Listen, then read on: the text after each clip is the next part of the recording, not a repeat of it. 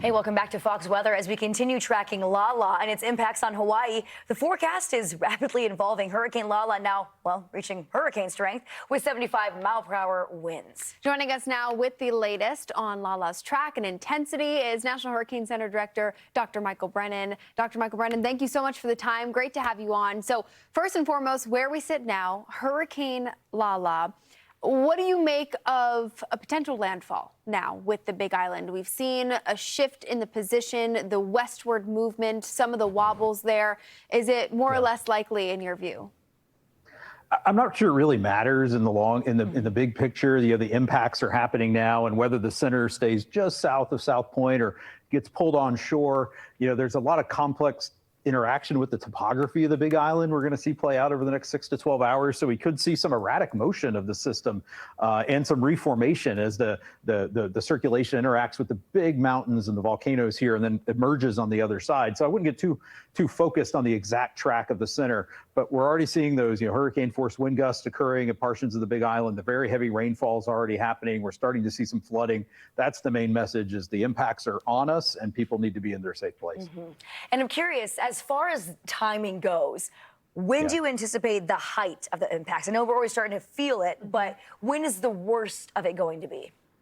Yeah, probably in the next 6 to 9 hours, depending on where you are on the Big Island. I mean, the rainfall is really going to pick up here as we get into these heavier bands here hitting the windward side. And if some of that core rainfall, if the eye, gets close enough, we get that sort of eye wall rainfall affecting southern portions of the Big Island. That could really ramp up the rainfall impacts and the flooding impacts.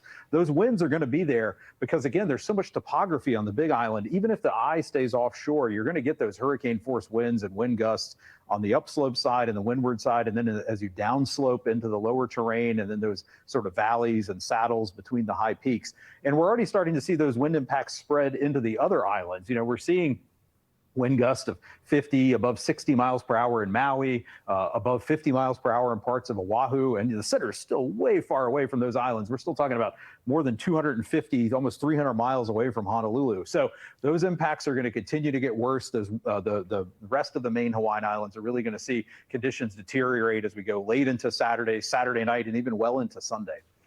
For the Big Island, as we kind of stare down the next 6 to 9 hours, in terms of movement, Lala has moved about 30 miles in the last 4 hours. We have seen a bit of slower pace with this system. Is there anything to make of that?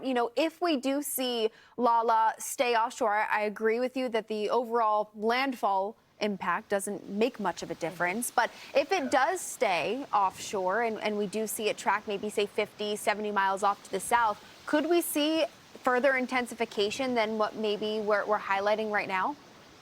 I mean, that's possible. But again, I think some of the motion changes we've seen just in the past few hours, we were carrying 12 miles per hour. Now we're down to about 9 or 10, is starting to see that interaction with the mountains of the Big Island. And again, just even if the center itself were to stay offshore, the interaction of the circulation and even the inner part of the circulation with the topography could result in some disruption to the circulation and some changes.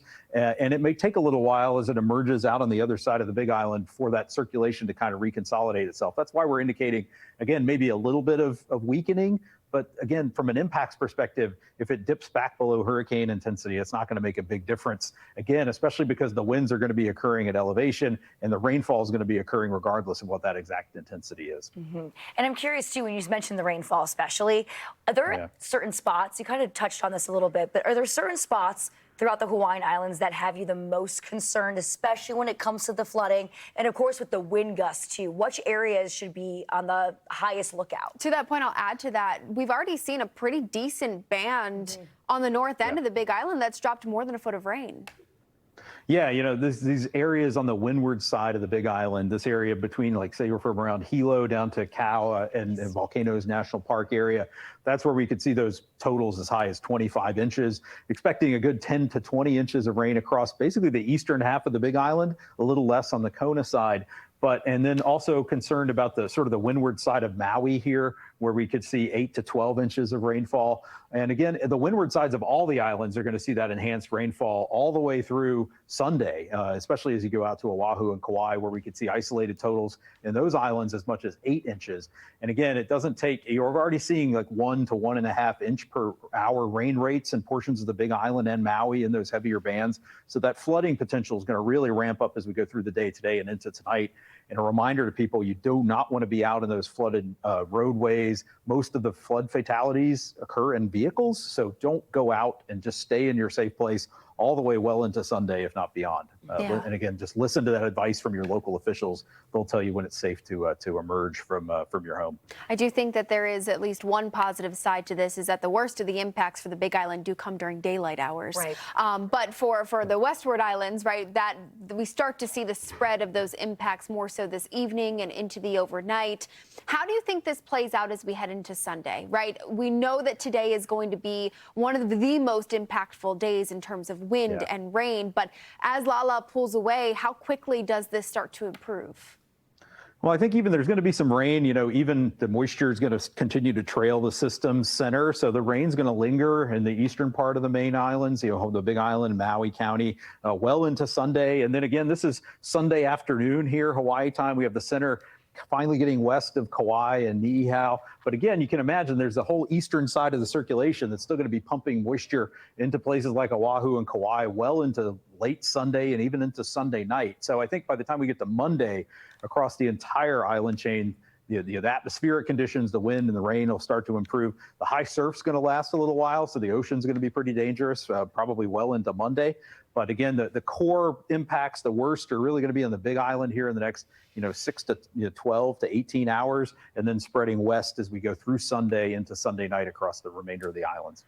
All right. Yeah, well, we have a ways to go, that's for sure. We appreciate your insight joining us here on Fox Weather. That's National Hurricane Center Director Michael Brennan. Thank you. We'll hopefully be talking with you again soon. Thanks.